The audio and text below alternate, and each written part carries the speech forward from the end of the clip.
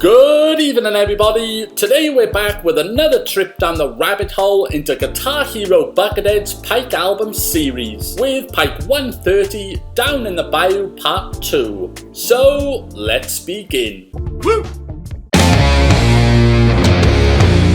Released April 25th, 2015, Pike 130 Down in the Bayou Part 2 dropped 4 days before Down the Bayou Part 1, making it a sequel and a prequel. Buckethead, eh? What a genius. The 4-track album kicks off with a 7-minute critter, leading with heavy bass synth wah-driven riffage. It's a slow, crunchy headbanger. It's certainly not wow, but it's an enjoyable opener, helped along by its complementary drum track. Good stuff.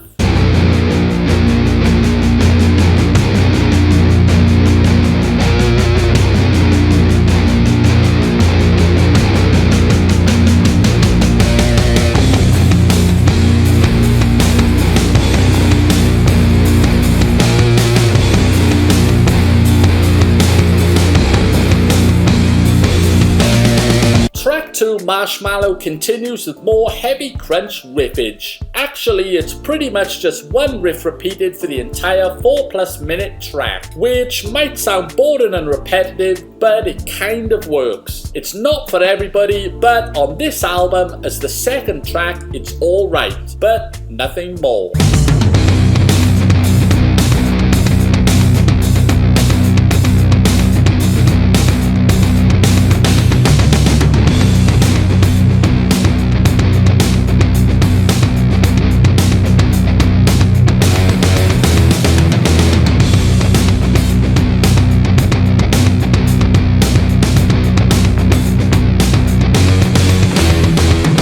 Track 3 is the 6.5 minute Water Gardens. Once again, snarly, growling riffage leads the way. It hits some nice high points throughout, certainly has more character and personality than the previous tracks, and will get your head bobbing back and forth throughout. Job done.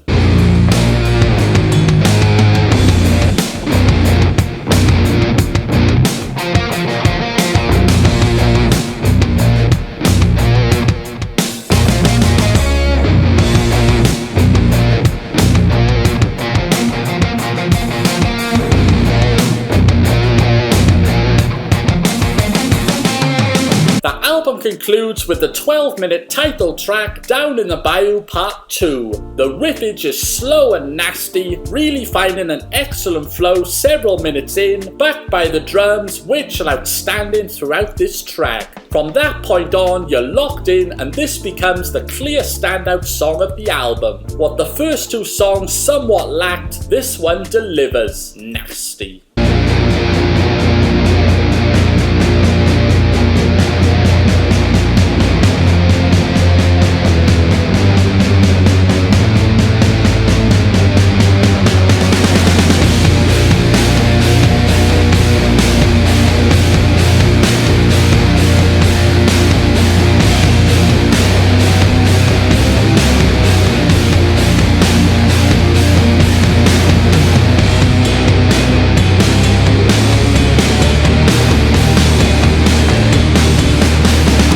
Overall, as a standalone album, Pike 130 takes its time to find its footing, but eventually delivers towards the latter part of the album. If comparing it as a sequel to Pike 131, which, other than by name, there's seemingly no connection between the albums, then Pike 131 is far superior, with far more character. Still, this album has its moments, especially its title track, which you'll revisit and crank up to 11 plenty of times. After adding up the rating I gave for each track, it came to exactly 62.5%, which I categorize as good and feels about right. You can find my individual song ratings and breakdown on our website natanet.com. So what's your rating for Pike 130? To work out what percentage you give the album, rate each song out of 5 stars, add up your total, and divide it by the total score possible, which for Pike 130 is 20. Then times it by 100.